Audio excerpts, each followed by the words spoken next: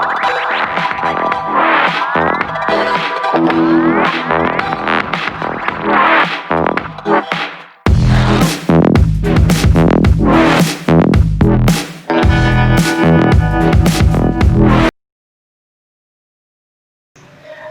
वालेकुम प्यारे बच्चों, आज स्टार्ट करेंगे हम थर्ड चैप्टर। ठीक है, सेकंड क्लास का थर्ड चैप्टर स्टार्ट करेंगे हम। थर्ड चैप्टर का आज फर्स्ट लेक्चर है क्लास। आज का जो हमारे चैप्टर का नाम है वो है एनिमल्स। ठीक है, एनिमल्स के बारे में हम सब जानते हैं। एनिमल्स क्या हैं? एनिमल्स जानवरों को कहते हैं। ठीक है, जानवर भी हमारी तरह क्या होते हैं? जानदार होते हैं। ठीक है, जानवर क्या हैं? जानदार हैं।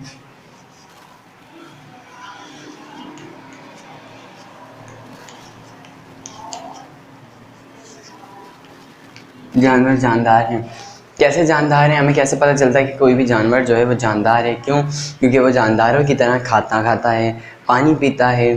ठीक है, और उसके अलावा धूप की रोशनी लेता है, उसको हवा की भी ज़रूरत है, उसको सांस लेने की भी ज़रूरत है। ठीक है, तो इन बातों से हम अंदाज़ा लगाते हैं कि जो जानवर हैं वो जानदार हैं। और उसके अलावा हरकत कर रहा होता है वो खुद ब खुद, और उसके अलावा दिन ब दिन बढ़ता हुआ नज़र आ रहा होता है। इससे हमें पता चलता है कि जानवर भी हमारी तरह जानदार हैं। ठीक है क्लास, अब आज का जो टॉपिक है वो हम ये नहीं पढ़ेंगे कि जानवर क्या हैं।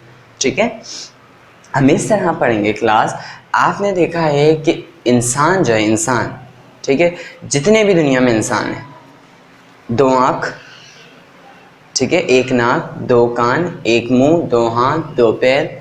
ठीक है, बाई चांस किसी किसी के पास जो है वो पैर नहीं होते, वो होते ही नहीं है। ऐसा नहीं कि उस किस्म के वो इंसान होते, नहीं, इंसान सारे पूरी दुनिया में एक ही किस्म के हैं। अल्लाह ताला ने अशरफुल मखलूक़ात जो इंसानों को बनाया है वो सब एक ही किस्म की हैं। ऐसा नहीं कि हिंदू अलग किस्म के दिख रहे होते हैं, या फिर दिखने के एतबार से भले अलग दिख रहे हो, कपड़े के एतबार से, रहन सहन के एतबार से, पर बॉडी पार्ट्स के एतबार से कि भाई इन कुछ इंसानों में बाल होते हैं, कुछ में बाल नहीं होते, कुछ और नेचुरली ऐसा नहीं होता। बल्कि सारे इंसान, दुनिया में जितने भी इंसान हैं एक जैसे हैं। शक्लें अलग हैं, स्टाइल अलग है, रहन सहन अलग है, फैशन अलग है, रस्म व रिवाज अलग हैं, लेकिन इंसान सारे एक ही तरह के हैं। हाँ, कलर का डिफरेंस आता है, कोई काला है, कोई गोरा है, कोई सांवला है, या कोई और दूसरे रंग का है।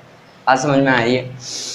लेकिन जब हम जानवरों की बात करते हैं बच्चों, तो जानवरों में ये चीज़ कॉमन नहीं है कि जितने भी जानवर हैं वो सारे एक किस्म के हैं। अगर जानवर सारे एक किस्म के हैं तो परिंदे शेर को क्यों नहीं खाते? शेर उड़ क्यों नहीं सकता? हिरन तैर क्यों नहीं सकती? बत्तख जानवरों का शिकार क्यों नहीं कर सकती? बात समझ में आ रही है? ये क्या है? कि डिफरेंसेस हैं। ठीक है, जानवरों में डिफरेंसेस हैं। अब जब हम जानवर को देखते हैं तो दुनिया में लातादाद, करोड़ों की तादाद में जानवरों की स्पीशीज़ मिलती है। ठीक है, स्पीशीज़ यानी जानवरों की नस्लें मिलती हैं। जानवरों की नस्लें करोड़ों की तादाद में मिलती हैं। अब हम किसी भी जानवर को ऑब्ज़र्व करेंगे, मुशाहिदा करेंगे, उसके ऊपर उस पर गौर व फिक्र करेंगे, उसको जानने की कोशिश करेंगे कि ये जानवर कौन सा है। आया ये उड़ने वाला है, चलने वाला है, तैरने वाला है, खुश्की में रहने वाला है, पानी में रहने वाला है, हम कैसे करें? इतने सारे जानदार हैं।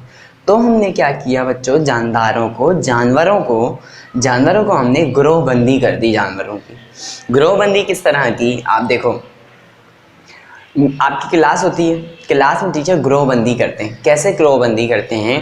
कि 3 जगह सीट्स रखी हुई थी, चेयर जो है वो इस तरह सेट हुई हुई थी, 3 जगह सेट हुई हुई थी आपकी क्लास में, एक रो, दूसरी रो, तीसरी रो। ठीक है, अब सारे बच्चे मिक्स बैठे हैं। अब मिस को बच्चों को अलहदा करना है। ठीक है, बच्चों को मिस ने कैसे अलहदा किया? एक तरफ सारे के सारे जो है वो वीक बच्चे बैठा दिए, एक तरफ सारे के सारे स्ट्रॉन्ग पढ़ने वाले बच्चे बिठा दिए, और बीच में जो है वो नॉर्मल बच्चे बिठा दिए। ठीक है, जो पूरी तरह से निकम्मे भी नहीं थे और 100% भी पढ़ाई में नहीं देते थे। ठीक है, बीच में बिठा दिए। तो ये क्या किया टीचर ने? उनकी सेम खासियत को देखकर एक बच्चों को एक जगह इकट्ठा कर दिया। निकम्मे जो थे वो सारे के सारे निकम्मे थे, उन सबको एक जगह इकट्ठा कर दिया। जो अच्छा पढ़ने वाले थे वो सारे के सारे अच्छे पढ़ने वाले थे, उनको एक जगह इकट्ठा कर दिया। तो हम ग्रोहबंदी कैसे करते हैं? हम जानवरों को एक ग्रुप में कैसे लाते हैं? हम जानवरों की क्लासिफिकेशन कैसे करते हैं? जब हम उनमें सिमिलैरिटीज़ देखते हैं, यानी कि जब हम उनमें कोई चीज़ सेम देखते हैं। सिमिलैरिटी यानी एक जैसापन। बात समझ में आ रही है? दुनिया में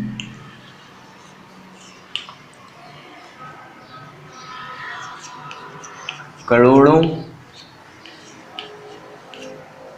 की तादाद में जानवर मौजूद हैं।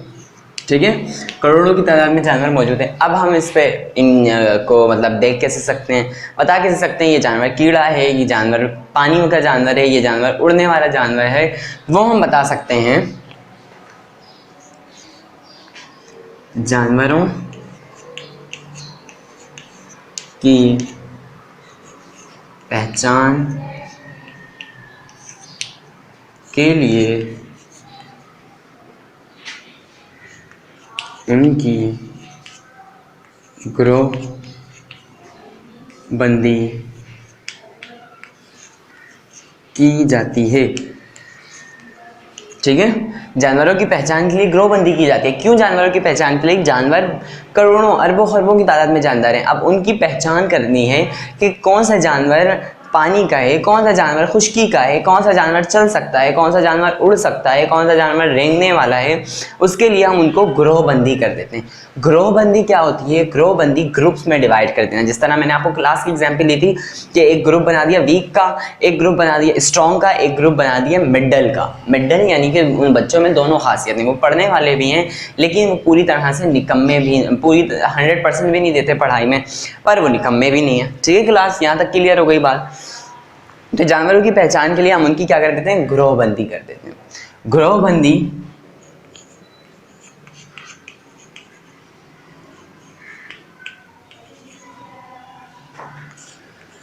कहते हैं क्लासिफिकेशन को। इसका मतलब क्या होता है?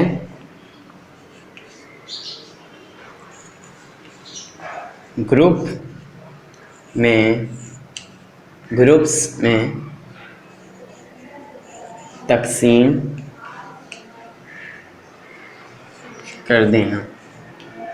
ठीक है, ग्रोहबंदी का मतलब क्या है? ग्रुप्स में तकसीम कर देना। अब चाहे वो जानवर हो, चाहे वो कोई और से जानदार हो। ठीक है, असल में क्लासिफिकेशन का मतलब होता है ग्रुप्स में तकसीम कर देना। ठीक है, क्लासिफिकेशन कैसे की जाती है, यानी कि हम जानवरों को ग्रुप्स में कैसे तकसीम करते हैं। दुनिया में करोड़ों जानवर हैं, हमने कैसे अपनी मर्जी से जानवरों की क्लासिफिकेशन कर दी, यानी कि जानवरों के ग्रुप बनाए और उनको छोड़ दिया। हमने उनमें उनकी सिमिलैरिटीज़ की बुनियाद पर उनके ग्रुप बनाए। जिस तरह मैंने आपको क्लास में बताया कि एक रॉ में सिर्फ और सिर्फ वीक स्टूडेंट्स थे। ठीक है, अब ये उनकी सिमिलैरिटीज़ थी कि उस रॉ में जितने भी स्टूडेंट्स थे सारे के सारे क्या थे? वीक थे। एक रॉ में सारे के सारे स्ट्रॉन्ग यानी कि पढ़ने वाले स्टूडेंट्स थे। तो ये उनकी क्या थी? सिमिलैरिटीज़ थी, यानी कि उस रॉ में जितने भी बच्चे थे वो सारे के सारे पढ़ने वाले थे। इसी तरह बच्चों, जब हम जानवरों की क्लासिफिकेशन करते हैं तो हम उनकी ऐसी खुसूसियात को देखते हैं जो उनमें एक जैसी होती हैं और उसकी बुनियाद पर उनका एक ग्रुप बना देते हैं। ठीक है, समझ में आ गई बात। अब चलते हैं क्लासिफिकेशन की तरफ कि क्लासिफिकेशन मुमकिन कैसे होती है।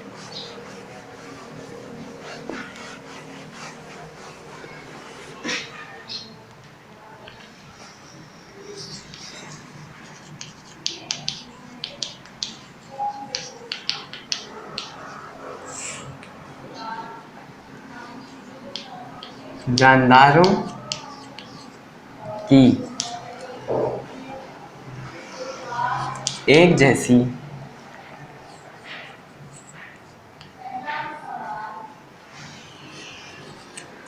खुसूसियात याद रखिएगा। एक ख़ास चीज़ की वजह से हम उसको उस कैटेगरी में नहीं डालते थे, यानी कि एक खूंखार जानवर है, उसकी आवाज़ और एक परिंदे की आवाज़ एक जैसी है, तो आवाज़ की बुनियाद पर हम उसको एक ग्रुप में नहीं डालते, बल्कि हम उसमें एक से ज़्यादा बहुत सारी खुसूसियात जब सेम देखते हैं तो उसको हम एक ग्रुप में एग्जिस्ट करवाते हैं, एक ग्रुप में रखते हैं। ठीक है, जानदारों की एक जैसी खुसूसियात की बुनियाद पर उनकी क्लासिफिकेशन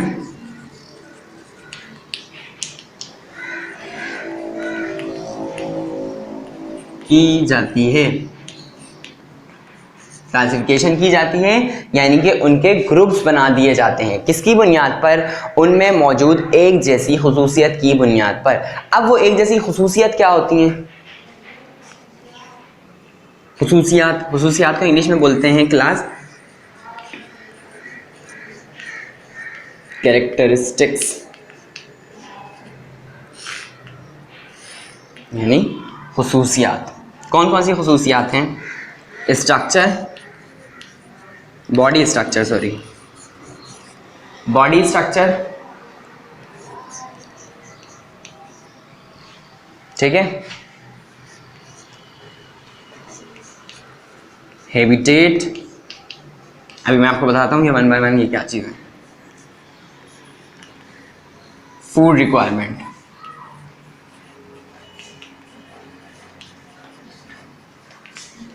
अच्छा क्लास, जब हम क्लासिफिकेशन कर रहे होते हैं किसी भी जानदार की तो सबसे पहले हम उसका बॉडी स्ट्रक्चर देखते हैं कि आया जिन जानदारों को हम एक ग्रुप में डिवाइड कर रहे हैं, एक ग्रुप में डाल रहे हैं, क्या उनका बॉडी स्ट्रक्चर सेम है? और अगर बॉडी स्ट्रक्चर सेम नहीं भी है तो क्या उनके बॉडी पार्ट सेम है? बात समझ में आ रही है? और उसकी बुनियाद पर हम उनको क्लासीफाई कर देते हैं। और बॉडी स्ट्रक्चर के अलावा हम क्या देखते हैं? हैबिटेट, यानी कि उनका रहन सहन कैसा है, किस दर्जे हरारत पर वो जिंदा रहते हैं, क्या वो पानी में रहने वाले हैं, क्या वो खुश्की में रहने वाले हैं, क्या वो पानी खुश्की दोनों में रहने वाले हैं, क्या वो हवा में रहने वाले हैं, क्या वो गार में बिल में रहने वाले हैं, ठीक है। ये उसकी हैबिटेट में आ जाता है, उसके रहन सहन में आ जाता है। तो सबसे पहले हम बॉडी का स्ट्रक्चर देखते हैं, जिस्म की बनावट देखते हैं, और उसके बाद फिर हम देखते हैं उसका रहन सहन। उसके बाद हम देखते हैं फूड रिक्वायरमेंट कि आया जो एनिमल्स हमने एक ग्रुप में डाले हैं उनको खाने के लिए क्या चीज़ें रिक्वायर्ड हैं, यानी कि वो ज़िंदा रहने के लिए किन चीज़ों को फूड का ज़िंदा रहने का ज़रिया बनाते हैं, ठीक है। अगर आप देखते हो बकरी, गाय और कैमल, हॉर्स, ये सारे हम एक ग्रुप में रखें तो इनको हम किसकी बुनियाद पर एक ग्रुप में रख सकते हैं? बॉडी स्ट्रक्चर की बुनियाद पर। बॉडी स्ट्रक्चर तो सबका सेम है, लेकिन क्या उनका जो फेस लुक है वो सेम है? नहीं, बिल्कुल अलग है एक दूसरे से। तो बॉडी स्ट्रक्चर कैंसिल हो गया। हैबिटेट की बुनियाद पर हम इनको एक ग्रुप में डाल सकते हैं, और फूड रिक्वायरमेंट की बुनियाद पर हम इनको एक ग्रुप में डाल सकते हैं। क्यों? क्योंकि सारे के सारे पौधे खाने वाले जानवर हैं, ठीक है। क्लास समझ में आ गई बात? ये थी हमारी क्लासिफिकेशन।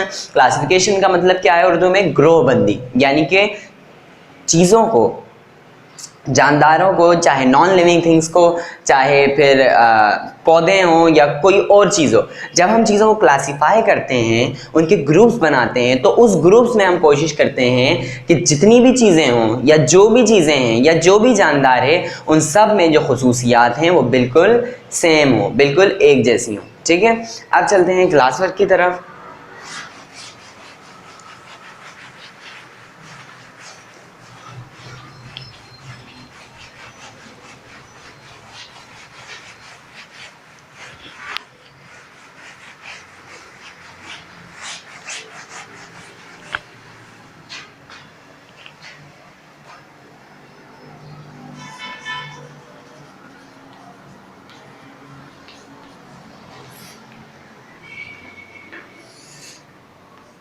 फर्स्ट क्वेश्चन, क्लासिफिकेशन क्यों जरूरी है? क्लासिफिकेशन क्यों जरूरी है? क्लासिफिकेशन क्यों ज़रूरी है? क्लासिफिकेशन जानदारों की या चीज़ों की पहचान के लिए ज़रूरी है, ठीक है। चीज़ों की पहचान किसकी वजह से होती है? क्लासिफिकेशन की वजह से। अगर आप भी कहीं जाते हो तो आपकी पहचान कैसे होती है कि आप जो है वो किस शहर से, जब हम आउट ऑफ द कंट्री होते हैं तो फिर हमारी पहचान होती है हमारे मुल्क से, ठीक है। जब हम इनटू द कंट्री होते हैं, यानी कि कंट्री के अंदर होते हैं, तो हमारी पहचान होती है हमारे शहर से, हमारे टाउन से, हमारे एरिया से, हमारे सेक्टर से। बात समझ में आ रही है? बिल्कुल इसी तरह जब हम किसी चीज़ की आइडेंटिफिकेशन करते हैं, उसको जानने की कोशिश करते हैं, तो उसके लिए हमें क्या चीज़ें रिक्वायर होती हैं? क्लासिफिकेशन उसकी हमें मालूम होनी चाहिए कि उसकी ग्रुपबंदी किस बुनियाद पर की गई है। बात समझ में आ रही है? उसको किस ग्रुप में डाला गया है, सही है। तो किसी भी चीज़ की आइडेंटिफिकेशन के लिए, उस चीज़ को जानने के लिए, उस चीज़ के बारे में जानने के लिए क्लासिफिकेशन ज़रूरी होती है। आज समझ में आ रही है। अब जैसे हमारी क्लासिफिकेशन कैसे है, हमारा जो आइडेंटिटी कार्ड है, आइडेंटिटी कार्ड वो हमारी क्लासिफिकेशन है, उसकी बुनियाद पर हमें जाना जा सकता है कि ये बंदा पाकिस्तानी है, ये फ़लाँ जगह का रिहाइश पजीर है। आज समझ में आ रही है। बिल्कुल इसी तरह कोई भी जानदार, कोई भी चीज़ जब उसकी क्लासिफिकेशन कर दी जाती है तो उसकी आइडेंटिफिकेशन यानी कि उसका तारुफ आसान हो जाता है। ठीक है, तो क्लासिफिकेशन क्यों ज़रूरी है? जानदार लिख देते हैं, जानदारों यानी जानवरों की पहचान के लिए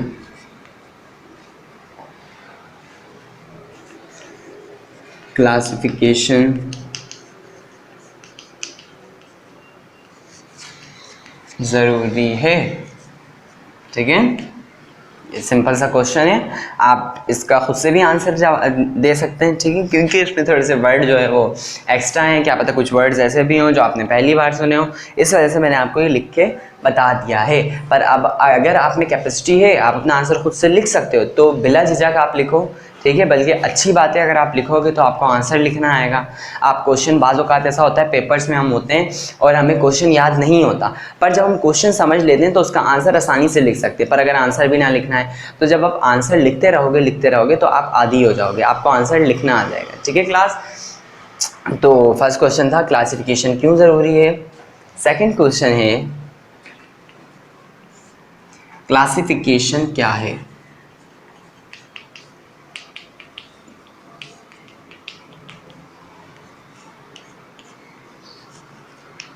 ठीक है, इसका आंसर आपने खुद से लिखना है। अब इसका आंसर आप चाहो तो खुद से लिख सकते हो, चाहो तो लेक्चर से भी हेल्प ले सकते हो। ठीक है क्लास, यहाँ तक क्लियर हो गया। अब चलते हैं होमवर्क की तरफ।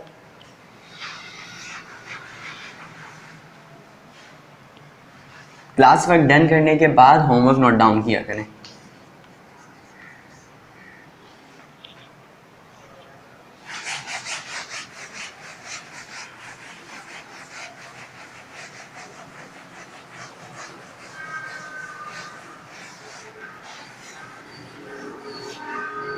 तो होमवर्क में आपको क्वेश्चन देते हैं,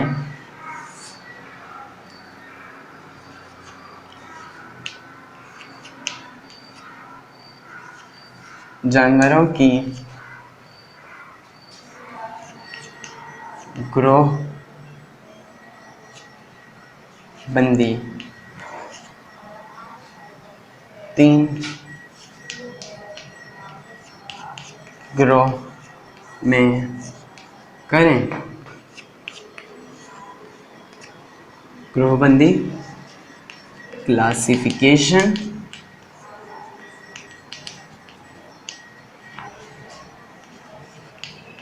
ग्रुप, जानवरों की ग्रोहबंदी 3 ग्रोह में करें, यानी कि आप जानवरों पे मुशाहिदा करें, गौर करें और उनकी सेम खुसूसियात की बुनियाद पर, खुसूसियात कौन कौन सी देखते हैं हम, कैरेक्टरिस्टिक्स में मैंने आपको बताया था, एक बॉडी स्ट्रक्चर देखते हैं यानी कि उसकी जिस्मानी बनावट कि उसका जिस्म कैसा है जानवरों का, और उसके बाद हम हैबिटेट देखते हैं यानी कि उसका रहन सहन देखते हैं, उसके बाद हम देखते हैं उसका फूड रिक्वायरमेंट कि उसको खाने के लिए क्या ज़रूरी है। इन चीज़ों को मद्देनज़र रखते हुए आप जानवरों पर गौर करें और इसी तरह जानवरों के 3 ग्रुप्स तैयार करें। ठीक है, 3 ग्रुप्स की आप ये एक्टिविटी कैसे करेंगे, आपने 3 ग्रुप्स तैयार किए।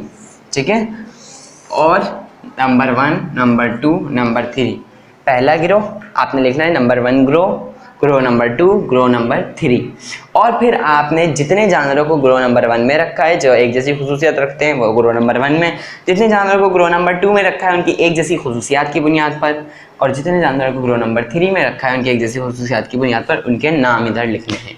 ठीक है, नाम आप 3 भी लिख सकते हैं, नाम आप 5 भी लिख सकते हैं, इससे ज़्यादा नाम नहीं लिखिएगा। ठीक है, ये आपके ऊपर है, कोई मसला नहीं है। जैसे भी आप गौर व फिक्र करना चाहें वैसे आप करें, मुशाहिदा जिस तरीके से आप करना चाहें उस तरह से करें, कोई ज़ोर ज़बरदस्ती नहीं है या कोई इधर लॉ तैयार नहीं हो रहा कि आपने अगर गलत कर दिया तो पता नहीं क्या हो जाएगा, कुछ नहीं होगा। ठीक है, जस्ट एक्टिविटी है, एक्टिविटी करेंगे आपका इंटरेस्ट भी बढ़ेगा और आपको समझ में भी आएगा कि ग्रोहबंदी दरअसल है क्या, क्लासिफिकेशन है क्या। ठीक है क्लास, ये था आज का हमारा लेक्चर। इंशाअल्लाह अगले लेक्चर में मुलाकात होगी, तब तक के लिए अल्लाह हाफ़िज़।